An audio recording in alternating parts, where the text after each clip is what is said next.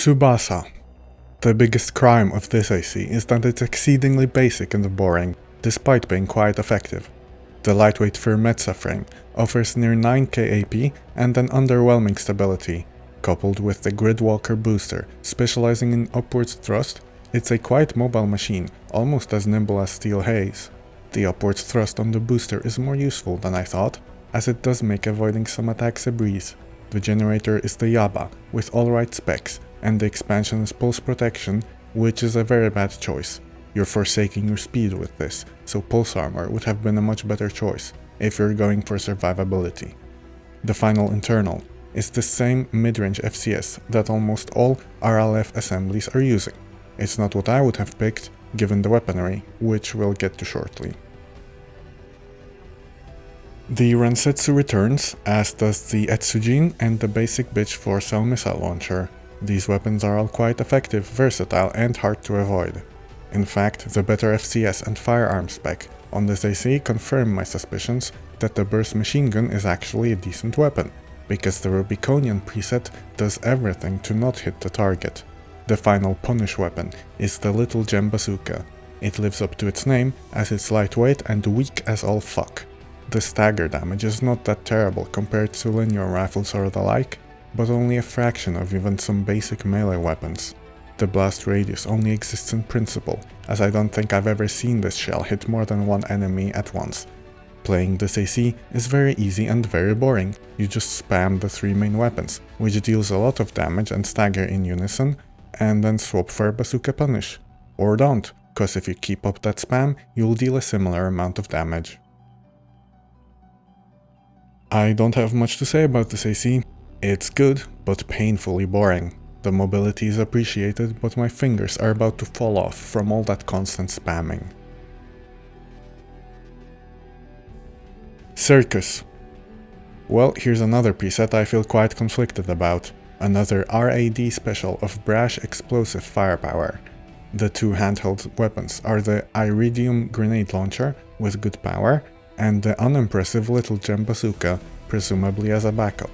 This is because grenade launchers actually take a bit longer to fire than bazookas do. Another downside is the shorter range, as the grenades will detonate after too long spent in the air.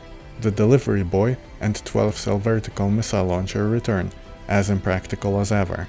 This set of weapons can be overwhelmingly powerful, but all of these tools are pretty hard to hit mobile enemies with, combined with the slow reload times, and each of them only being able to fire once before a reload, we're left with something awkward and inflexible. Nimble enemies will be this AC's downfall.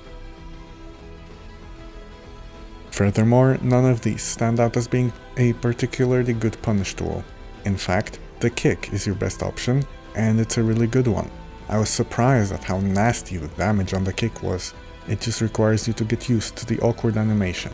Another weird counter synergy is that firing your handheld weapons while the missile launcher is during its salvo will cancel this salvo, requiring a full reload before being able to fire again.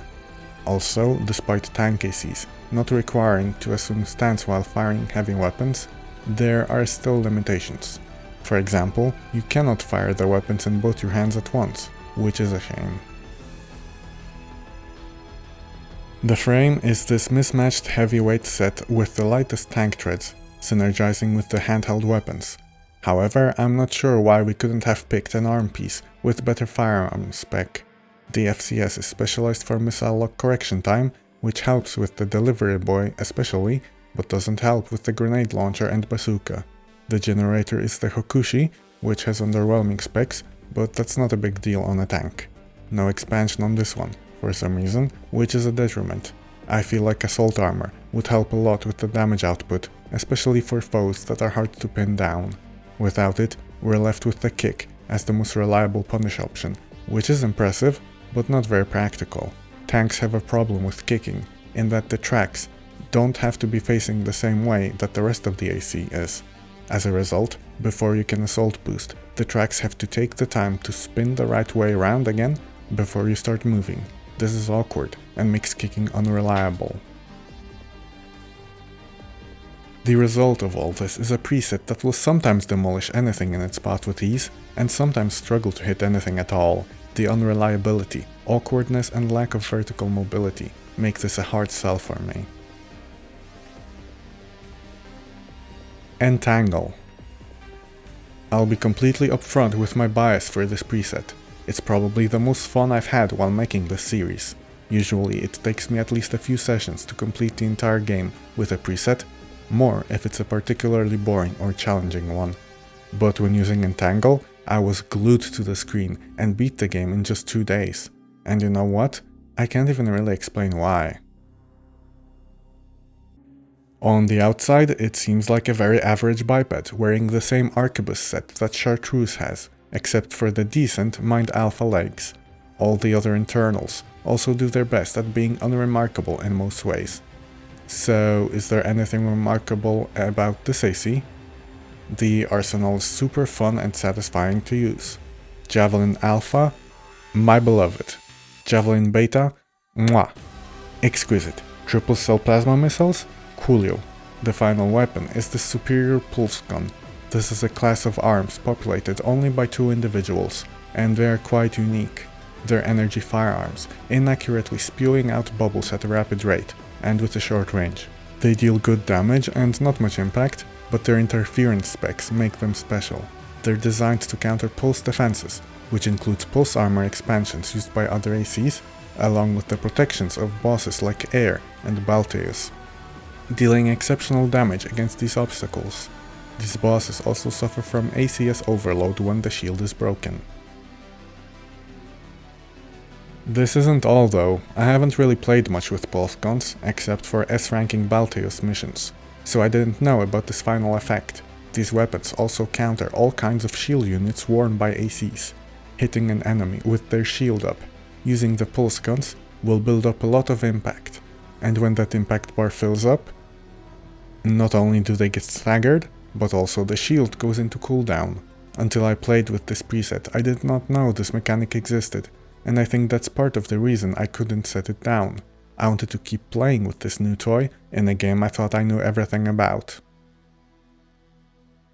The Javelin Beta fills the role of a stagger build-up, and the plasma missiles are only decent with damage alone. If the Javelin Alpha is meant to be the Punisher, then maybe it seems like a pulse gun isn't going to synergize well. However, this is without the consideration of the impact build-up from the shield mechanic mentioned earlier. Until I played with this AC, I didn't really think about how commonly we face against pulse shields in this game. And even if the enemy doesn't have a shield, this weapon just deals pretty good damage even without consideration of the stagger. And it's not a half-butt punish either, after a Javelin Duo induced stance break. And I think that's it. This AC doesn't have any major weaknesses, and the weaponry feels like it covers every possible curveball. It doesn't have an expansion, which is a minus, as there's no reason not to slap some pulse armor on this guy. On an absolute level, this is a solid and possibly the most practical AC of the lot, without excelling in any area. Despite this, I think my feelings have to override the objective quality of this AC, if only so that Steel Haze doesn't get lonely at the top. Dual Nature. Another gimmick build, but not nearly as successful as full course. There's not many presets using pulse guns, but this is another one of them. The primary pulse gun is the inferior of the two, and I'm not sure why this one was chosen. There's also a back-mounted pulse gun, and a pulse blade, and a pulse buckler. Peter really was committed to the bit. One thing I haven't brought up earlier is how the ranged pulse weapons overheat very quickly. This isn't too big of a deal on Entangle, but here they're your only projectile weapons, so you have to exercise some real trigger discipline. This pulse buckler is a quite special shield. The initial guard window is tiny, but the mitigation during this window is silly strong. The skill ceiling with using this shield is very high, and it will save this flimsy AC if you can use it well. However, you're still subject to overheating this unit, so it's not something that increases your survivability all that much, even if you use it perfectly. As a result, I think committing to killing things deader would have helped it more. This arsenal is all about whittling your enemies down without worrying too much about staggers and punishers. However, the low ammo capacity will leave you scrambling for your life, on more prolonged missions. The Pulse Blade actually deals the most impact, and if this lets you get off a stagger, unloading with your two primary guns is a pretty potent punisher. However, the frame doesn't sit right with me. It certainly is among the lightest of presets, but something about the way it controls feels counter-synergetic with the rest of the build. It's a different mishmash of Arquebus parts. The reverse joint legs in this game have slowly fallen out of my favor over time. The jump height feels good, but there's a noticeably higher delay until you leave the ground. Furthermore, quick boosting when not airborne will launch you into the air slightly, which robs you of some control and speed. As a result, I struggle to stay in close range, where most opponents will have a hard time keeping track of me, and where my weapons excel. I find myself stuck in an almost mid-range, also because it gives me time to parry incoming strong attacks. The booster is the Alula again, which is probably the best choice here, but I'd pick an FCS with better close range assist. I hope the generator at least has good energy firearm spec. I'll pretend I didn't see that. I hope the expansion is something that aids survivability. I mean, I guess it does, but what the fuck? In conclusion, this preset is situationally strong, while feeling kind of awkward to use all around. Like almost all presets in this game, its main weaknesses are the low ammo capacity and survivability, while having good close-range damage output. Cannon Head. Oh boy, another thick build, with the firepower to match. Let's start off with the impressive Go-Chen grenade launcher. The damage and blast radius are making me wet. It's like a mini nuke, killing things on another planet you didn't even realize were there. The Songbirds help out with even more explosions, and the dual split missiles are kind of underwhelming, because agile enemies won't have much problem with avoiding them, which I suppose goes for all the weapons here. Rounding out the arsenal is the Zimmerman, the shotgun of choice for most players. And it is good, but the firepower doesn't impress compared to the other ones. I'm not sure why this is here. Cannon Head is a tank. We could have easily put another bazooka or grenade launcher here. The only benefit of this weapon choice is the lack of a delay before firing. But could we really not have picked up something better here? I know Balaam doesn't do energy weapons, but some kind of powerful laser gun would fit here very well. This arsenal has some really good damage output and staggers enemies so easily that you almost don't need the punish. However, the kick is here to save the day again. I don't know how to check this, but this might be the strongest kick of any preset in the game. It is disgusting how much damage it deals on a staggered enemy. It's basically as strong as the Go-Chen. This playstyle also lets you get off some more free damage with the Zimmerman. This is why staying close with this AC is important, but also because competent pilots will not struggle with dancing around the damage flying around. The frame is the heavyweight Tian Qiang set with the big boy tank treads instead. Despite a good FCS and firearm spec on the arms, I find this AC to not have very good aim. I can't really ascertain why. The generator is the decent Ming Tang, not that it matters much. There's also no expansion, which is a shame. I think pulse armor synergizes well with machines of higher stability, as using this sheds more staggering effect. However, I wonder if assault armor would be a more powerful punisher than the kick. If it was, that's what I'd have picked. To compile all this information together, we're left with a satisfyingly powerful arsenal, but I can't help but feel like we could have gone higher.